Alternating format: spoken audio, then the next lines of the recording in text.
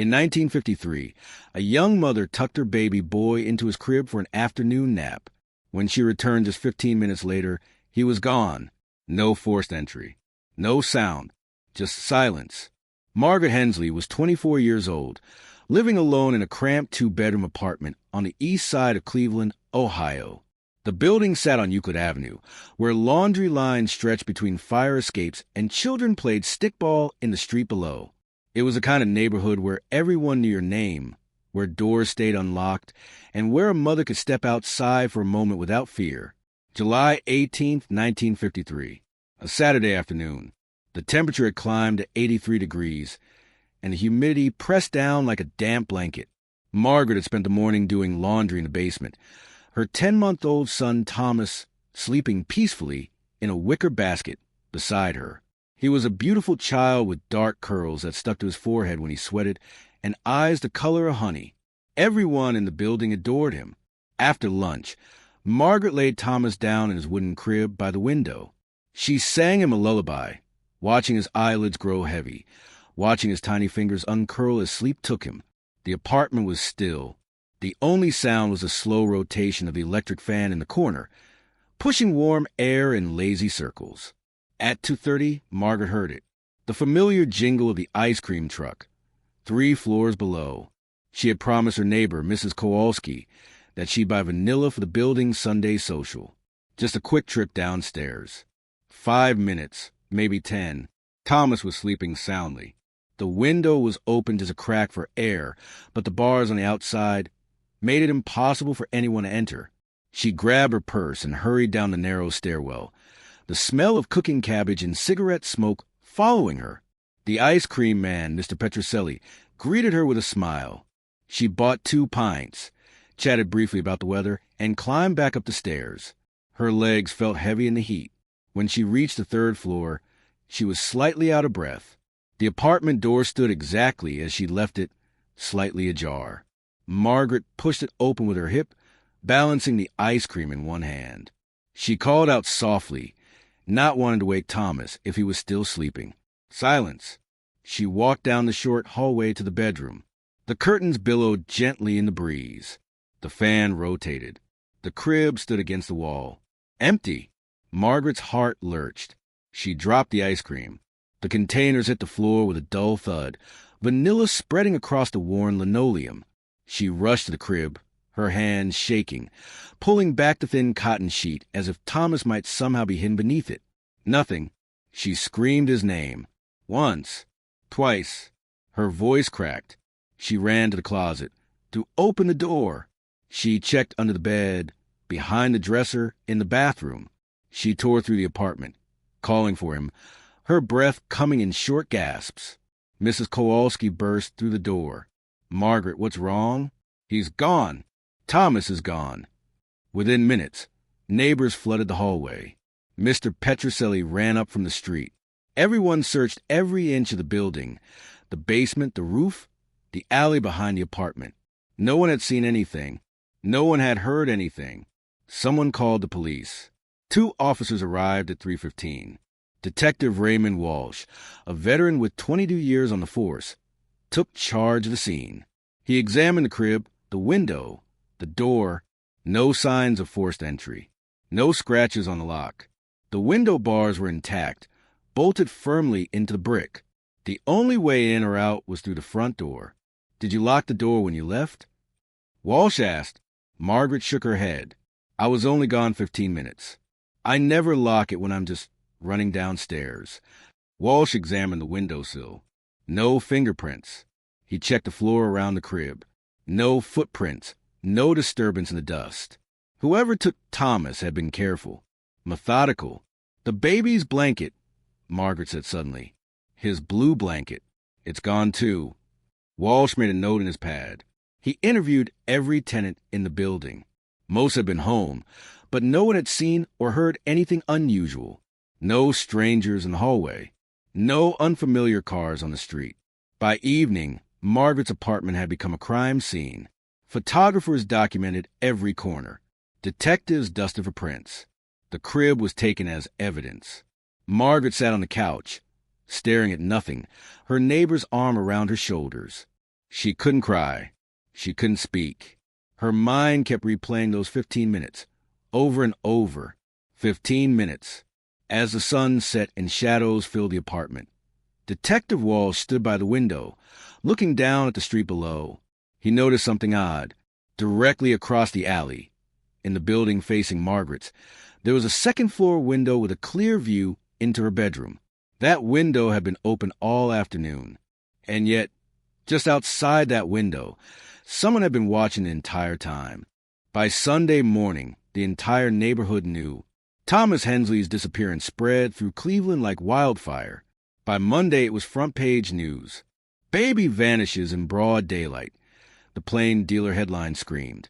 Margaret's photograph appeared beneath it, her face drawn and pale, dark circles under her eyes. The Cleveland Police Department launched the largest search operation in the city's history. Over 200 volunteers combed through parks, vacant lots, and wooded areas. Bloodhounds were brought in to track any scent, but they found nothing. The trail went cold at Margaret's apartment door, as if Thomas had simply vanished into thin air. Posters went up on every corner. Thomas's face, smiling in a studio photograph taken just 2 months earlier, stared out from telephone poles, shop windows, and bus stops. Missing, Thomas Hensley, 10 months old. Dark curly hair, brown eyes. Last seen July 18, 1953. A phone number for tips. A reward of $500, raised by the community. Local radio stations broadcast appeals every hour. Margaret went on the air, her voice barely above a whisper, begging whoever took her son to bring him back. No questions asked. Just bring him home. Detective Walsh pursued every lead. He questioned Margaret extensively about her personal life. She had come to Cleveland from rural Pennsylvania 2 years earlier, pregnant and unmarried. The father, a man named Jack Porter, had abandoned her when she told him about the baby. Porter had left town 6 months before Thomas was born, and no one knew where he'd gone. Walsh tracked him down in Detroit. Porter was working at an automobile factory, living in a boarding house with 3 other men. His alibi was airtight. He'd been on the assembly line the entire day Thomas disappeared, with dozens of witnesses. When Walsh questioned him about the baby, Porter seemed genuinely disinterested. "That's her problem," he said coldly. "I told her I didn't want kids." Walsh crossed him off the suspect list. The investigation took a turn when Mrs. Kowalski remembered something. 3 days before Thomas disappeared, she'd seen a woman in the building she didn't recognize. Tall, middle-aged, wearing a white nurse's uniform. She'd been standing in the 3rd-floor hallway, near Margaret's door, holding a black medical bag. "I thought she was visiting someone," Mrs. Kowalski said. "Lots of folks and nurses come by. I didn't think anything of it." Walsh pressed for more details. The woman had dark hair, graying at the temples. She'd smiled politely when Mrs. Kowalski passed her, but hadn't spoken. Mrs. Kowalski couldn't remember anything else. 2 other tenants confirmed seeing a woman matching that description. One neighbor, Mrs. Chun, remembered something crucial. On the day Thomas disappeared, she glanced out her kitchen window around 2:30 and seen a woman in a nurse's uniform leaving the building. She was holding something wrapped in a blue blanket. "I assumed it was a baby," Mrs. Chun said. "Nurses carry babies all the time to check on them. I thought maybe she was helping someone in the building." Mrs. Chun watched the woman walk to a black sedan parked on the corner. She placed a bundle in the back seat and drove away. Mrs. Chun hadn't seen the license plate. She hadn't thought anything was wrong. Walsh immediately issued a citywide alert. Police stopped every black sedan, questioned every nurse in Cleveland. Hospitals were contacted. Nursing agencies were investigated.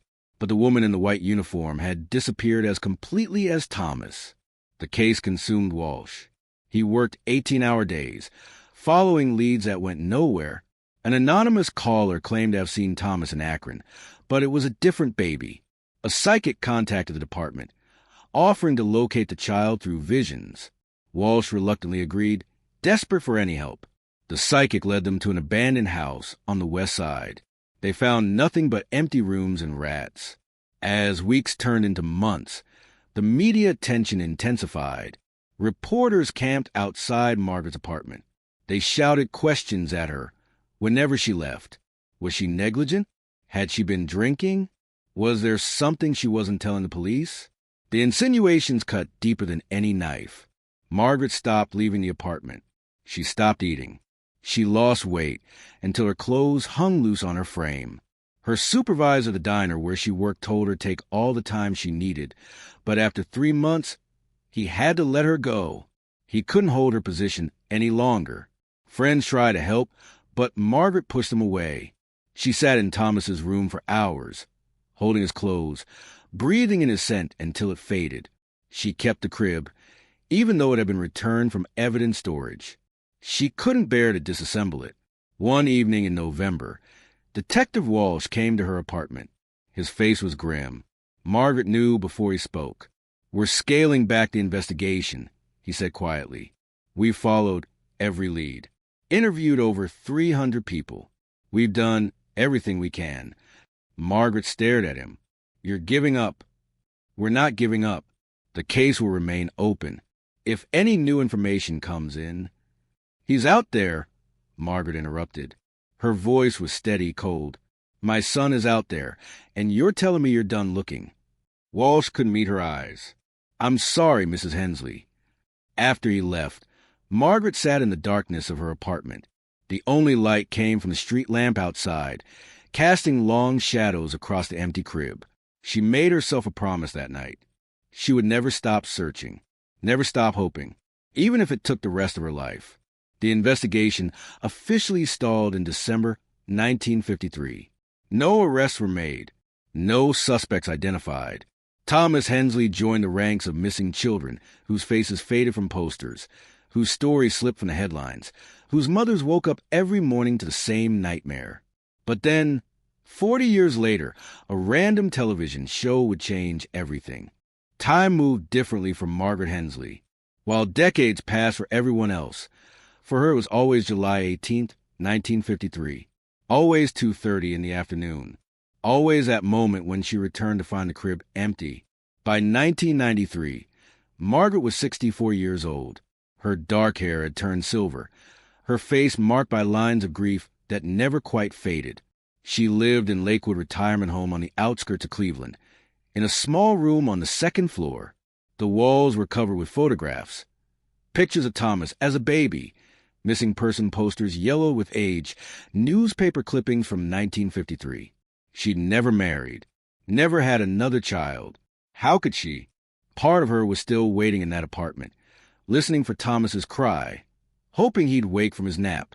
The other residents at Lakewood knew her story. Some whispered about her when she passed in the hallway. "That's the woman whose baby was stolen." Others treated her with careful kindness, understanding that some wounds never heal. Margaret kept to herself mostly, maintaining a quiet routine that gave structure to her days. Every week, she visited the Cleveland Public Library. She'd spend hours reading old newspapers, searching for any mention of missing children, any case that might connect to Thomas. She'd written letters to police departments across the country, to adoption agencies, to anyone who might help. Most letters went unanswered. She kept a scrapbook, thick with clippings and notes. Every missing child case from 1953 onward was documented. Every theory, every possible lead. The scrapbook had become her life's work, a testament to a mother's love that refused to die. In the evenings, Margaret had one escape from the endless searching television. She discovered a show called Lost and Found America, a reality series that aired Thursday nights on Channel 7. The show reunited families separated by adoption, war, or circumstance. Each episode featured tearful embraces, shocking revelations, DNA tests that proved what hearts already knew. Margaret told herself she watched for other people's joy. But really, she watched because it kept alive a tiny flame of hope. If these families could be reunited after decades, maybe, just maybe, she could find Thomas too. Thursday, October 14th, 1993. A cold autumn evening. Margaret sat in her armchair, a crochet blanket across her lap, watching Lost and Found America. The episode featured 3 reunion stories. She'd seen dozens like them over the years. Happy endings that made her heart ache with longing. The third story began. A man appeared on screen, sitting in a comfortable chair, the studio lights bright on his face. He looked to be in his early 40s, with graying hair and a kind face. He wore a simple blue sweater. "My name is Tom Barrett," he said. "I'm 40 years old, and I'm searching for answers about my past." Margaret reached for her cup of tea, only half listening. Another adoption story. She'd heard so many. Tom continued. "I was adopted as a baby. My adoptive parents, John and Helen Barrett, were wonderful people. They gave me a good life, full of love, but they always told me I was special, that I came to them through unusual circumstances."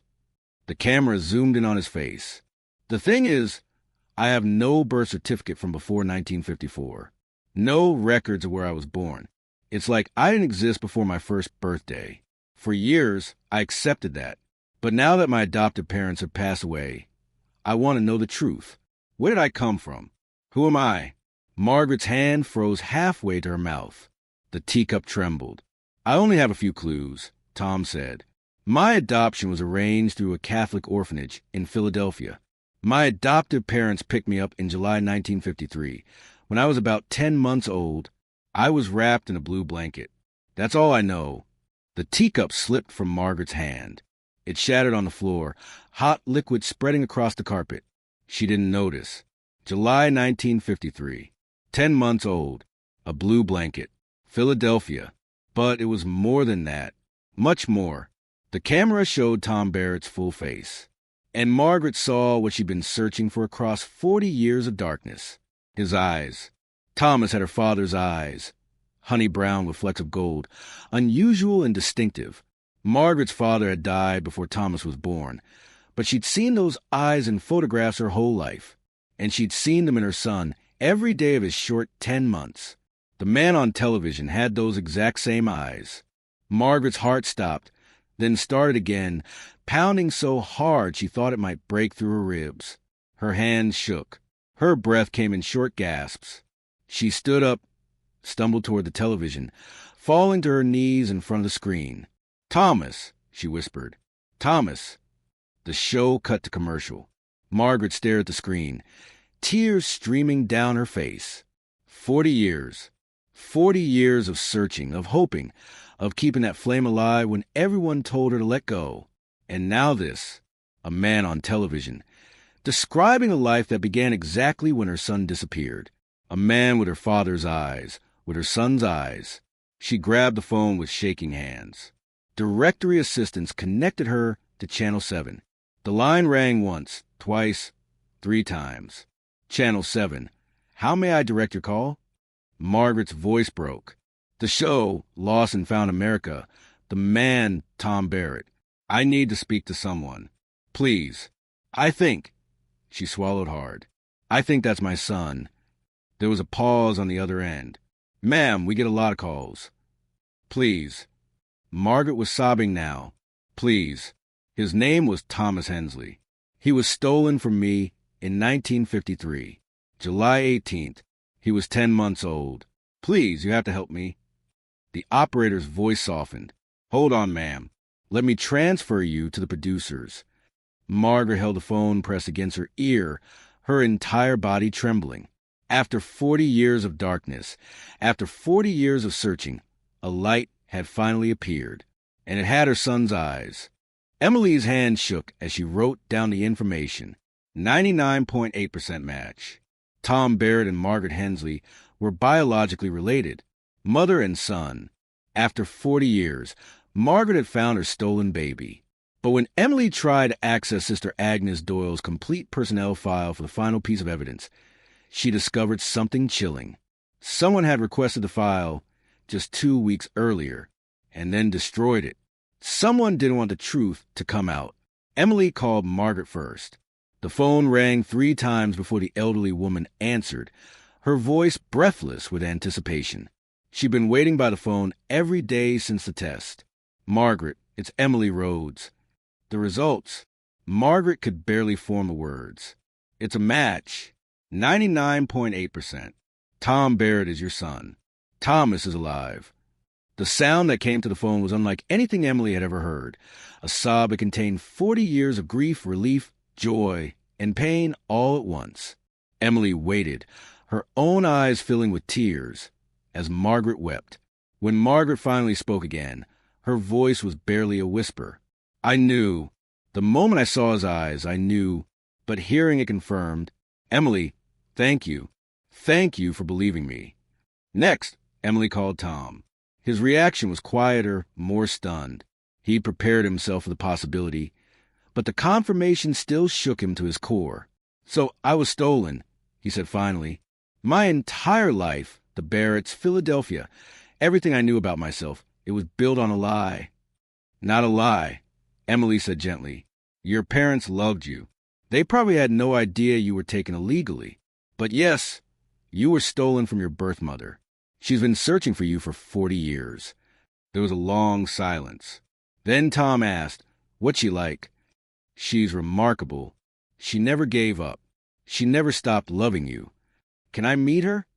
She's been waiting for that question since 1953. Emily arranged a reunion for the following week to be filmed for Lost and Found America. But before the cameras rolled, she needed to understand the full scope of what had happened. How many other babies had been stolen? Who was responsible? And why had someone destroyed Sister Agnes Doyle's file? She returned to the Archdiocese office, this time with more pointed questions.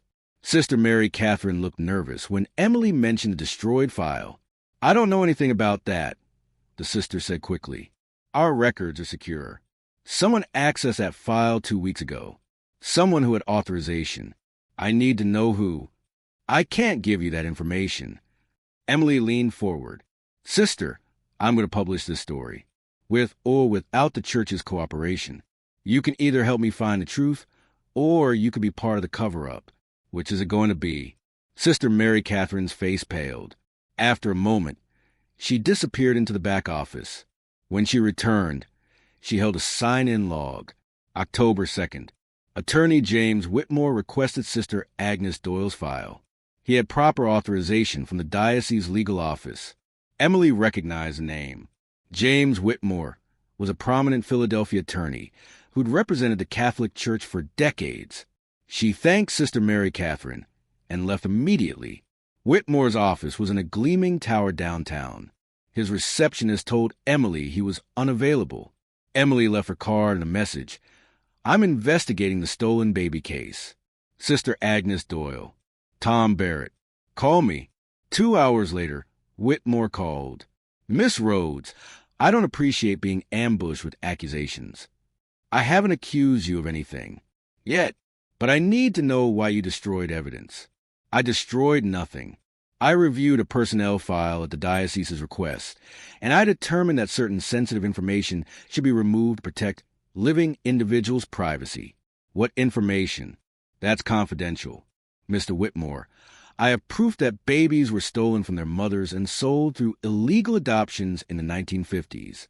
If you're protecting the people responsible, no one is protecting criminals, Whitmore interrupted. The individuals involved are all deceased. My job was to assess legal liability for the Archdiocese. That's all. What did you find? There was a pause. When Whitmore spoke again, his voice was quieter. Off the record? Fine. Sister Agnes Doyle ran what we now call a baby trafficking ring. Between 1952 and 1956, she facilitated approximately 40 to 50 illegal adoptions. She targeted unmarried mothers, teenage girls, women in poverty. She told them their babies would be better off with stable Catholic families.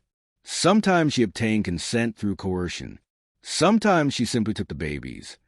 Emily's stomach turned, and the church knew, not officially, there were complaints, but they were dismissed as malicious rumors. By the time anyone investigated seriously, the orphanage had closed and Sister Agnes had been transferred to a teaching position in upstate New York. She lived quietly until her death in 1977. Did she keep records? That's the question. Is it we found mentions in her file of a ledger, a private notebook where she recorded placements, but we've never located it.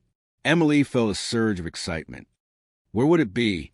Sister Agnes's personal effects were distributed after her death. Most went to her sister, Catherine Doyle.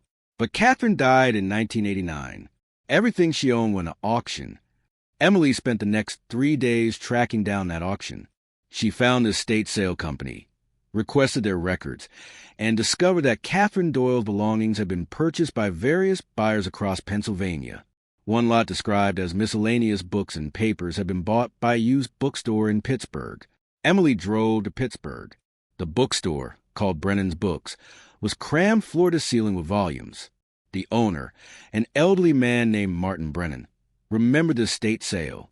"Sure, I bought about 30 boxes of books from that auction. Most of it was religious texts, prayer books, that sort of thing. Sold most of it years ago." "Do you remember a ledger?" "A notebook with handwritten entries about adoptions." Martin frowned, thinking, "Actually, I do remember something like that. Couldn't sell it. Too personal, you know? I think I could put it in the back room with other unsellable items."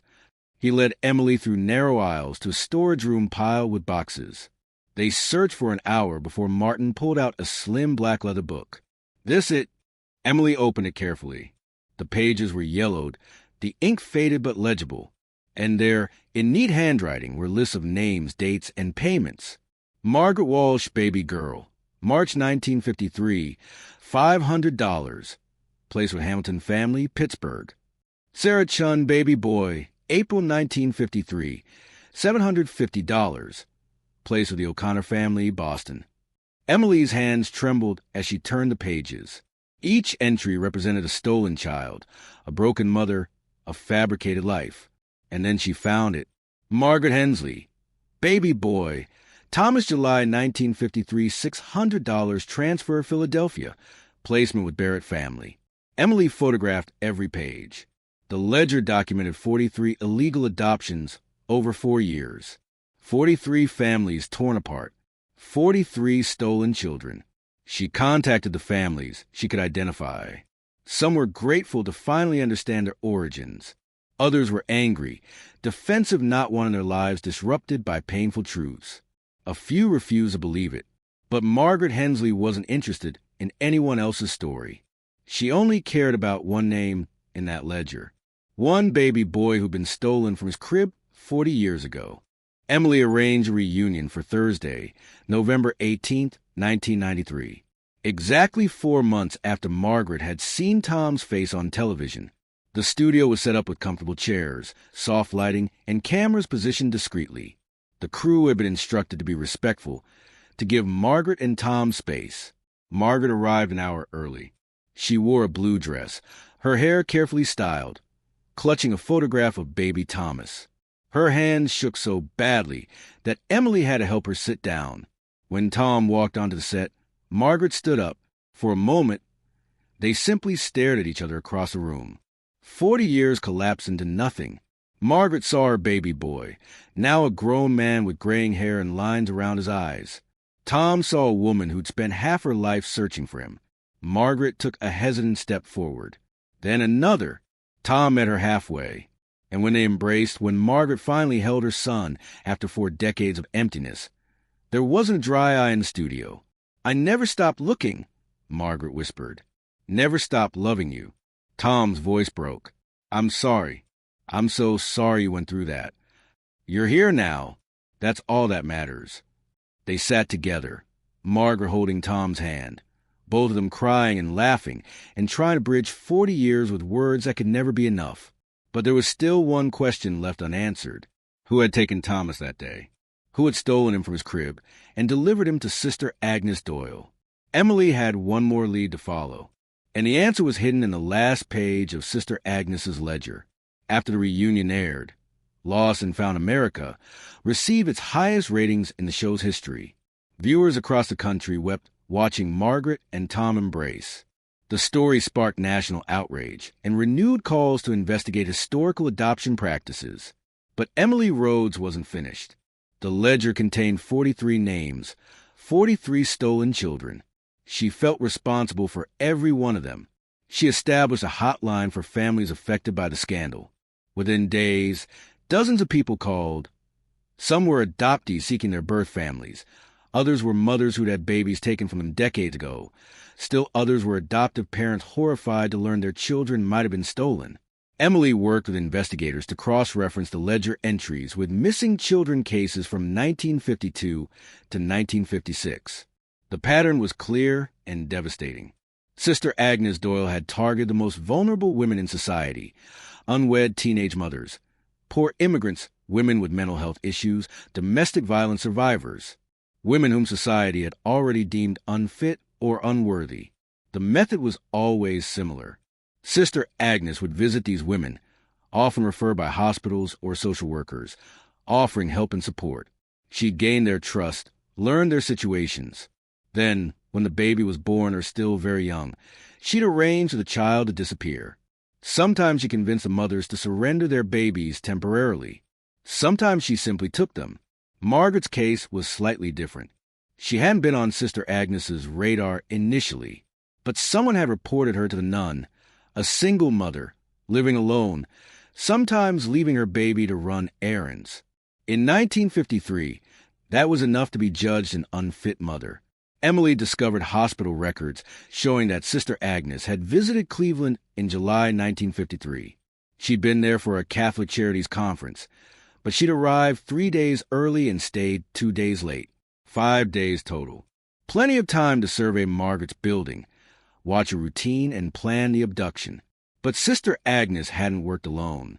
The ledger contained initials next to some entries, RN or MH or JD. Emily believed these were accomplices, other nuns or nurses who helped with the kidnappings and transports. One name appeared repeatedly, RN. Emily traced it through old orphanage employment records and finally identified Rebecca Norton, a registered nurse who'd worked with Sister Agnes from 1952 to 1955. Norton had died in 1983, but Emily found her daughter, Linda Norton Hayes, living in Baltimore. Linda was 62 years old, a retired schoolteacher. When Emily explained why she was calling, there was a long silence. "I knew something was wrong," Linda finally said. "My mother changed after she left that orphanage. She had nightmares. She drank. She never wanted to talk about those years." Did she ever mention Sister Agnes Doyle? Only once. It was right before she died. She was in the hospital, heavily medicated for pain, and she started crying. She said, "I helped them take those babies. God forgive me, I helped them." I asked what she meant, but she just kept crying. Emily's heart sank. Your mother was a woman in the nurse's uniform. She was the one who took Thomas from his crib. Linda's voice broke. "Oh, God, all those years, I thought she was talking about her work at the hospital. I never imagined how many babies. We think she assisted with at least a dozen abductions. Maybe more. I'm so sorry. If I'd known, if there was anything I could do." "There's nothing to do now," Emily said gently. "Everyone responsible is gone, but at least the families are finding answers." Emily published a comprehensive investigation in partnership with several major newspapers. The articles detailed the full scope of Sister Agnes's operation, the 43 documented cases, the methods used, the families destroyed. The Catholic Church issued a formal apology and agreed to open sealed adoption records from that era to help other families find the truth. Tom Barrett struggled in the months following the revelation. He loved his adoptive parents, John and Helen Barrett, who'd raised him with genuine affection. Learning they'd unknowingly participated in a crime devastated his memory of them. Emily helped him understand that his adoptive parents were victims too. They wanted a child desperately and believed they were going through legitimate channels. Margaret, meanwhile, experienced a complex mix of emotions. She was overwhelmed with joy at finding Thomas alive and devastated by the 40 years they'd lost. She struggled with anger at Sister Agnes, at Rebecca Norton, at the system that had failed to protect her son. But more than anything, she felt grateful. After 4 decades of searching, of hoping against hope, her son had come home. Tom moved to Cleveland to be closer to Margaret. He visited her 3 times a week at the retirement home. They spent hours talking, filling in the gaps of 40 years. Margaret told him about his grandfather's eyes, the same eyes Thomas had inherited. She told him about the day he was born, about his first smile, his first tooth. She told him how much she loved him, how she'd never stopped loving him. Tom told her about his childhood with the Barretts, about becoming a teacher, about his own children, Margaret's grandchildren, whom she'd never known existed. 2 boys, now teenagers. Thomas brought them to meet her. Margaret wept when she saw them. Seeing Thomas's face, her father's eyes, reflected in another generation. The media attention eventually faded. Other stories took over the headlines. But Emily continued working on the Ledger cases. She helped reunite 6 more families. Some reunions were joyful. Others were painful. Children who didn't want to know their birth parents. Mothers who'd moved on and didn't want to revisit old trauma. In February 1994, Emily received a call from a woman named Patricia Chun in San Francisco. Patricia had seen the news coverage and recognized her mother's name in the ledger. Sarah Chun, April 1953. Baby boy. My mother died 5 years ago, Patricia said, but she told me before she died that she'd had a baby taken from her when she was 19. A nun came to the hospital after delivery and told her the baby had died. My mother never believed it. She said she heard him crying as they took him away. Emily checked the ledger. Sarah Chen's baby had been placed with the O'Connor family in Boston. After weeks of research, Emily located Michael O'Connor, now 40 years old, living in Vermont. Michael was grateful for the information, but he declined to meet Patricia. My mother, Sarah, passed away last year, he said. I appreciate knowing the truth, but the O'Connors were my family. I don't want to complicate that. Emily understood. Not every story had a fairy tale ending. Some wounds, even when acknowledged, couldn't be healed. By the end of 1994, Emily had contacted families connected to 37 of the 43 children in the ledger. 6 cases remained unresolved. Either the families couldn't be located, or the trail had gone completely cold. One evening in December, Emily sat in her office reviewing the ledger one final time. She'd photographed every page, memorized every entry. But there was something she'd overlooked initially, something that only became apparent after studying the patterns. The last page of the ledger was different. Instead of names and placements, there was a single entry in different handwriting. Not Sister Agnes's careful script, but someone else's hurried scrawl. Returned child, case number 17. Mother found. Emily's pulse quickened. She flipped back through the ledger, counting entries. Case 17 was a baby girl named Jennifer, taken from a mother named in Winters in October 1954.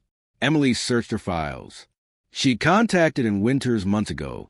The woman was now 62, living in Maine, and had refused to talk, hanging up immediately when Emily mentioned the adoption scandal. Emily called again. This time, she mentioned the ledger entry about a returned child, and voice changed. How do you know about that? It's in Sister Agnes's ledger. It says returned child. What happened? And was quiet for a long moment. When she spoke, her voice was thick with emotion. My baby was taken when she was 3 months old. A nurse came to my apartment and told me there had been a complaint that I was an unfit mother. She took Jennifer right from my arms. I was 17 years old. I didn't know what to do. But my older brother, Robert, he was in law school. When I told him what happened, he was furious. He hired a private investigator. Within 2 weeks, they'd tracked Jennifer to that orphanage in Philadelphia. Robert drove there and demanded my baby back. He threatened to go to the police, to the newspapers. He made such a scene that Sister Agnes finally gave in. She returned Jennifer to me. I raised my daughter. She's 40 now, married with 3 children of her own. She knows the whole story. And Emily, N's voice broke. I'm the lucky one. I got my baby back. But it took my brother fighting for me. Without him, Jennifer would have been just another name in that ledger, another stolen child. I think about all those other mothers who didn't have someone to fight for them. It breaks my heart. Emily thanked Anne for sharing her story. After hanging up, she sat in her office as darkness fell outside, thinking about the ledger's final entry. 1 returned child out of 43. 1 family restored while dozens remain broken. But it proved something important. The system could have been stopped. If more people had fought back, if more people had demanded accountability, if society had valued vulnerable mothers more than appearances and respectability, the trafficking ring never would have thrived. Emily included Ann's story in her final article, framing it as evidence that even in the darkest circumstances, justice was possible. Not easy, not guaranteed, but possible. The Ledger of Secrets had finally given up its truth. 43 families had answers. 43 children knew where they came from. And one mother had gotten her child back before it was too late. It wasn't enough. It would never be enough. But it was something. And for Margaret Hensley, it was everything. Margaret Hensley passed away on March 15, 1995, at the age of 66. She died peacefully in her sleep at Lakewood Retirement Home, with her son Thomas sitting beside her bed. The funeral was small but meaningful. Tom stood at the front of the church, looking out at the gathered mourners, neighbors from the retirement home, members of the reunited families from Emily's investigation, and his own children, Margaret's grandchildren. "My mother searched for me for 40 years, Tom said, his voice steady despite the grief. She never gave up, never stopped hoping. When everyone else told her to move on, to accept that I was gone, she kept looking. And because of her love, because of her determination, I'm standing here today knowing where I came from. We only had 2 years together. 2 years out of 42. It's not enough. It will never be enough.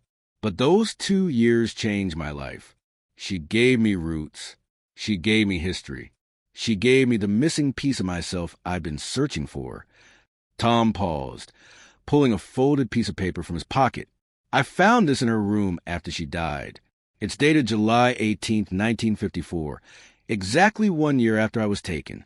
She wrote it to me, even though she didn't know if I'd ever read it." He unfolded the paper and read, "My dearest Thomas, today you would be 22 months old. You'd be walking now, talking. Maybe you'd call me Mama. I wonder if you still have those beautiful eyes, if your curls are still dark or they've lightened in the sun. I wonder if you're happy, wherever you are. I hope someone is singing you lullabies. I hope someone is holding you when you cry. I hope you know, somehow, that your mama loves you, that she never stopped loving you, that she will search for you until her last breath. No matter how long it takes, I will find you. I promise. With all my love, Mama." There wasn't a dry eye in the church. Tom carefully refolded the letter and placed it back in his pocket. "She kept that promise," he said quietly. "After 40 years, she found me, and I'm grateful every day that she never gave up." After the funeral, Emily Rhodes approached Tom. They'd stayed in close contact since the reunion, and Emily had visited Margaret regularly in her final months. "I wanted you to have this," Emily said, handing Tom a thick folder. "It's everything. All my research, all the documentation, copies of the ledger. Your mother's story is in here, but so are 42 others. I'm going to keep working on the unsolved cases, but I thought you should have a complete record." Tom accepted the folder. "Thank you, Emily, for everything. If you hadn't believed her." "She made it impossible not to believe," Emily interrupted gently. "Your mother was remarkable." In the months following Margaret's death, Tom became an advocate for adoption reform. He worked with legislators to open sealed adoption records, to establish databases for reuniting families, to ensure that what happened to him and dozens of other children could never happen again. He established the Margaret Hensley Foundation, dedicated to helping families separated by illegal adoptions. The foundation provided DNA testing, investigative resources, and emotional support. In its first year, it helped reunite 12 families. Emily continued her journalism, but she specialized in adoption and child welfare cases. She published a book about the Sister Agnes Doyle scandal titled The Ledger of Lost Children. The book became a bestseller, sparking nationwide conversations about historical adoption practices and the rights of birth mothers. One afternoon in June 1996, Emily received a call from a woman in Oregon named Susan Palmer. Susan had read Emily's book and recognized details that matched her own mother's story. "My mother, Elizabeth Palmer, always said she had a baby taken from her in 1955. She was 16 years old, unwed, living in Pittsburgh. A nun told her the baby had died, but my mother never believed it. She's 87 now, in a nursing home. Is there any way? Emily checked the ledger. Elizabeth Palmer. Baby boy, March 1955. Placed with the Donovan family, Seattle. Within 3 months, Emily had located Robert Donovan, a 61-year-old architect living in Portland. DNA testing confirmed the match. Robert met his birth mother, Elizabeth, in September 1996. She wept when she held his hand, telling him she'd known he was alive. She'd always known. Each reunion Emily facilitated felt like honoring Margaret's memory. Margaret had proven that love could survive decades of separation, that a mother's instinct could recognize her child across a lifetime of distance. Her story had opened the door for other families to find their truth. Tom Barrett, he kept his adoptive name, feeling it honored both his families, often spoke at adoption reform conferences. He shared his story, emphasizing that while his reunion with Margaret was ultimately happy, the circumstances that separated them were criminal and tragic. I was lucky, he would say. My adoptive parents loved me. I had a good childhood, and I got to know my birth mother before she died. But I lost 40 years with her. I missed my chance to know my grandparents. My children grew up not knowing half their heritage. That loss can never be recovered. We can't undo the past, but we can ensure it doesn't happen again. By 1998, Emily's continued investigations had helped resolve 39 of the 43 cases in Sister Agnes's ledger. For cases remained unsolved, the trails had gone completely cold. The family scattered or deceased, the records too incomplete to follow. Emily kept those 4 files in her office, never quite ready to close them. She knew somewhere out there might be elderly mothers still wondering or adopted children still searching for answers. She posted the limited information she had on missing persons databases and genealogy websites, hoping that someday, somehow, the final pieces would fall into place. Tom's relationship with his adoptive family, his aunt and uncle who remembered the Barretts fondly, his cousins who'd grown up alongside him, remained strong. They understood that finding his birth mother didn't diminish his love for his adoptive parents. If anything, it expanded his capacity for love, his understanding of family. His children, now young adults, embraced their grandmother Margaret's story. They kept her photograph in their homes, told their own children about the woman who never stopped searching, who proved that love could transcend any obstacle. On the anniversary of Margaret's death each year, Tom visited her grave.